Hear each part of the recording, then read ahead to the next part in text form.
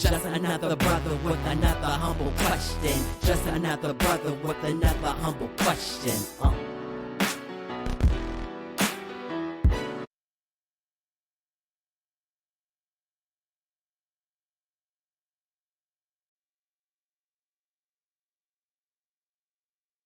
Welcome to A Brother with Questions. I am your host, B. Period. Man, I appreciate y'all for joining me. And we're going to react to what's going on with former President Trump. Of course, he's back on the campaign trail, but we know his trial just ended in New York. Of course, they fined him. Well, I think the number is, they say $355 million. They've banned him from doing business in the state of New York for 3 years. And even gave fines to his two sons, gave them $4 million fines, and banned them from doing business in New York for 2 years. But when I saw this clip of Kevin O'Leary speaking about the trial, it raised a lot of eyebrows. Let me say, or at least it raised my eyebrows. But let's check it out. Let's check it out and see what he got to say. What it is, it's more than $350 million. That's a huge financial hit. And I'm wondering, where is he going to get this money? Actually, it's closer to $500 million with a 9% interest, assuming it'll take 18 to 2 years to actually settle this in an appeal, which I think it should be appealed. That's crazy. So by the time they add the 9% interest, he's about to have to pay potentially a $500 million fine. That's crazy. That's crazy. Let's keep going. He'll work hard to raise it. I think he can do it. But I don't think this case is about Trump anymore at all, because you heard the governor of New York come out yesterday and say, look, everybody, don't be scared about doing business in New York, because the only people we prosecute are people like Donald Trump who don't behave well. That didn't go over very well with the investment community, because we're all asking each other, who's next? This was a victimless crime. Nobody lost any money. And a judge out of nowhere put on a $355 million penalty. I mean, who's next?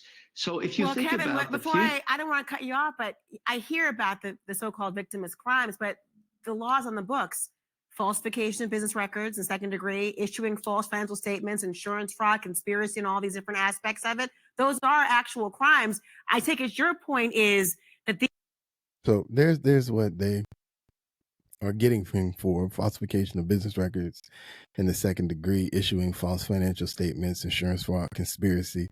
And so, as you heard, though, Kevin O'Leary says this was a victimless crime. Victimless crime.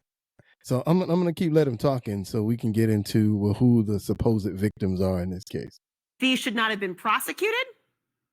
Well, my point is there's never been a case like this in 75 years. Everything you just listed off is done by every real estate developer everywhere on earth in every city. This is that right there. So here's a real estate investor that is telling you that the things that he's being accused of in New York are done by every single real estate investor in the country. Just take that in for a second. So if every single real estate investor, and this is according to Kevin O'Leary, right? He's a real estate investor. He's worth several $billion, apparently. And he's telling us that he knows that this is how every single real estate investor does it. But yet, Donald Trump is, according to him, in 75 years in the state of New York, he's the first person to be brought up on charges, or brought up on these particular charges, and deemed a convicted. Let's keep going. Has never, ever been prosecuted. But here's the real point that people in New York should concern themselves with. You can put your money anywhere. I'm a real estate developer. Do you think there's a chance I would ever take a chance on New York again? New York is turning itself into a flyover state. I have to build data centers now. I'm not going to go to New York. New York has power. It's got fiber optics. It's got Niagara Falls. But no, we're not even thinking about it. We're going to places that have the exact same thing, where we have rational governors that have never done this to investors. This is about New York and its people. If I were in New York today and I was living there, I would ask myself, maybe we should hire better management. Why is this? I love that. Here's a man who does real estate investment who is saying he's watching this case, and this case is putting him on notice that doing business in New York is not where I want to be. And so the thing that I look at is Kevin O'Leary is just one guy. Now, will there be a slew of people that come out and say they're going to be weary of doing business in New York based on this case? They're not, because most people who do big business do it in silence, right? They close deals when you didn't even know deals were being made. And so what he's telling us is that there's a lot of people who are going to be questioning it doing business in New York. So what does that say for the state? Just saying. Listen. This happening to us? Why are we becoming a flyover state? Why are investors Kevin, concerned about putting their money there? But shouldn't you ask that? Wouldn't those people also be saying, first of all, I do wonder how many people take issue with the idea that every investor is engaged in falsifying business records, and every investor is engaged in what has been accused of Donald Trump and the Trump organization. Because there's probably a lot who are saying to themselves, I've never falsified my business records. I know what a square foot looks like. I know what I can ask for and what I have the money to support. So I wonder to what extent that really is true. But on the second point, wouldn't there be many companies who would not want to do business or loan money to people like yourself or investors if they know that they can get away with fraud and there's no recourse to protect them? That right there. And I saw this clip, so I know that she's a lawyer apparently. I don't know what type of law she practiced, but this notion that Donald Trump is this isolated figure who he's the only person in the country who does business this way. No one else will do business this way. This is just him. Nobody else does this. Like, are you kidding me? You got a man who's telling you he's done this before. He's telling you he knows other people who's done this before. But now, no, it's just Donald.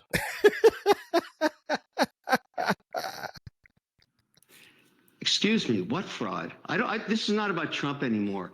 When you get a developer that builds a building and he says it's worth $400 million and he wants to borrow $200 million from a bank, which happens every day, everywhere on earth, including every American city, every developer is an entrepreneur. They shine the light on their building and they say it's worth 400. The bank does its own due diligence, as was done in this case, because they're very good at it. The banks are very good, and they say, no, it's worth 300. We're only going to loan you 150 million. That haggling has gone on for decades. That's how it works. And then in this case, even the bank that was supposedly defrauded testified and said, we didn't lose anything. We want to do business with this guy again. We'd like to, but the judge said, no. Let's penalize this developer for 355 million. And if we're going to do that, let's penalize all the developers all across America. So right there, that's the other part of this case that just doesn't make sense. So the government is basically saying the people who he defrauded are the banks and the insurance companies that he was doing business with, right? And then they put all the banks and the insurance companies that he was doing business with on the stand, and every single one of them said, oh, we did our own due diligence before we gave him whatever loan or service that he was asking of them, and we decided to do whatever business that they wanted to do. And then ultimately, in all of these cases, they came to an agreement, if you will. The agreement was paid back or is ongoing or whatever the case may be, and all of them said we would gladly do business with him again. But yet we have this judge and a slew of other people who are commenting on this, telling us, in spite of the fact that these people don't feel victimized, that he has made victims of all of these people. Make that make sense. The people who he victimized say they weren't victimized and would gladly do business again. But you're telling me he's victimized all these people. Doesn't make sense. Does not make sense whatsoever. That's the ludicrous, how ludicrous this whole case seems. Let's keep going. They've all done the same thing. All of them should go to jail, and we should stop building buildings. That's what the message is from New York. Even the governor herself is concerned about what this looks like to investors all around the world. It's not just U.S. domestic. All around the world, people are talking about what happened here. You really think people want to invest money in New York after this? How about we go somewhere else? I think there are people who would, I don't want to cut you off, but I want to converse with you instead. You just did. It's only because I want to have a conversation, you know what? Kevin, I respect as opposed to just having I respect you tell because me. you're a lawyer. You're a lawyer. You understand exactly what I'm talking about. I got to tell you, I'm respectable for a number of reasons, Kevin O'Leary, but being a lawyer is one of those issues. But I'll tell you, when I hear your conversation, and I do want to converse with you about this point, I understand that there are legitimate concerns that were raised during the trial and will continue to be raised about who the quote unquote, who is actually bringing the suit. It wasn't the banks who were saying that we as consumers or unsophisticated feel this way. But Letitia James, the Attorney General, and I know you want to expand beyond Trump, has suggested, well, it's about making the playing field level for those who are not the major and billionaire investors, but for those who are supposed to put business records out there, want to get a loan, the idea of making sure that they have to have the same true statements included as those who have a. These people are crazy, man. What Donald Trump was doing had no bearing on whether or not somebody else couldn't buy a house, couldn't buy a building. Like, are you kidding me? Are you serious? Like, do they expect people just not to have a brain and just go, wow, yeah, because he lied and got $400 million. That's why I can't get $1 million loan. Like, what, are you kidding me? Every one of these banks made money off these deals with Donald Trump. How stupid do they look at us and expect us to be by saying this is now helping the little guy? What little guy? You can't. Come on, man. Matter of fact, this is probably hurting the little guy because now they're probably being even more litigious about how they do things. So that's probably hurting the little guy. It's not helping those little guys. Come on, man. These people are crazy. A lot more money. Is there any weight to that for you? Well, I ask you who lost money, and I'll make it even clearer. You and I, we're developing a data center together, and I say to you, we can go to New York where this just happened. It's your money now. You're now an investor and you're taking risk. You're an entrepreneur with me, right beside me. We're together on the deal. Or I can show you Oklahoma, North Dakota, West Virginia, where the governors actually ran businesses. Let's go there where this never happened before. They have power. They have permits. They've got legislation that's supportive of entrepreneurship. Why would we go to New York? Why take the risk? My only point is, did we just diminish the great state of New York and the great people of New York? And shouldn't they ask for better management so they don't become a flyover state? Remember, New York has the highest taxes in the country, the worst regulatory environment, and it's incredibly mismanaged. And I'm pointing out now, on top of that, you get this insanity, a victimless crime. And forget about Trump. It's not about Trump. I don't care about Trump in this. I care about America, and I care about entrepreneurship, and I care about democracy and the fairness. The judicial system is now being criticized. People are asking themselves, the bar of New York, is this judge rational to charge $355 million in a case where no one lost any money? Is that good for the people of New York? There it is, man. I'm going to stop right there. But that's the point. That's the biggest point about this whole trial. This man is supposed to be paying a $355 million fine. And as Kevin said, apparently they're charging 9% interest on it even as they go through the appeals process. So assuming they lose the appeal, this could balloon up to about $500 million. And you know who he defrauded, supposedly? banks and insurance companies. Banks and insurance companies who actually made money on the deals that they had, or the state is accusing them of losing money on. They actually made money on these same deals. And now, in addition to that, the state is arguing they didn't make enough money, so they should get $300 and some odd more million out of these deals where they actually made money on the deals that they were very happy with. Does that even make sense? Who in the world is out here advocating on behalf of banks that they're not making enough money? Because that's what we're talking about. We're out here advocating that, you know what? I don't think these banks and insurance companies are making enough money. I think they deserve another $355 million. This is a joke. This is a joke. And so here we are with this big old fine for former President Donald Trump. And yet no one in the history, in 75 years, they've never, ever charged anyone with any of these charges and convicted them and fined them for any of these things, which we have a real estate investor telling us that, obviously this is not the first time these kind of practices were done. Again, I'm not like this huge Donald Trump fan by any stretch of the imagination. I'm really not. I'm not a big Trump. I'm not that guy. But when you're trying to tell me or trying to convince me that there's no witch hunt out for Donald Trump to ultimately derail his chances to become president, and yet we're seeing cases like this New York case where he is basically being accused of not paying the banks enough money and the insurance companies enough money on the deals that he made with them, that where they made money and they were happy with those deals.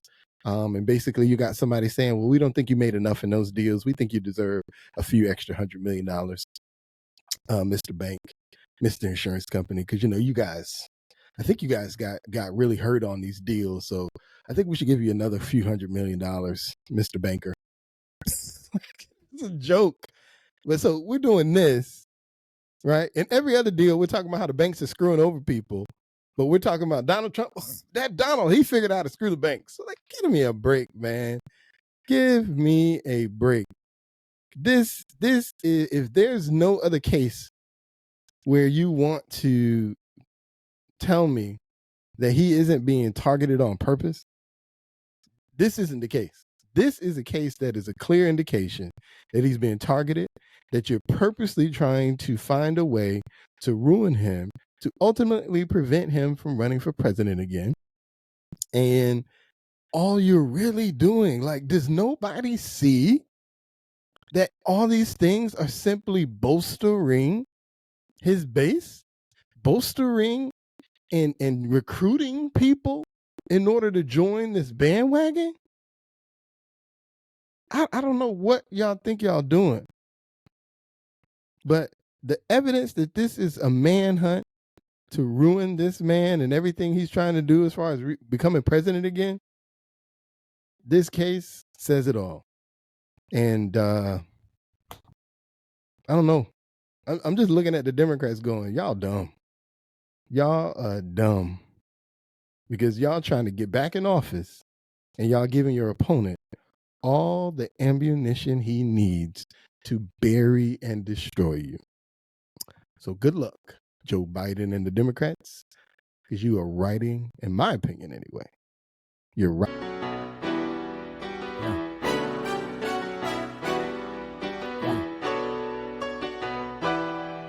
Yeah.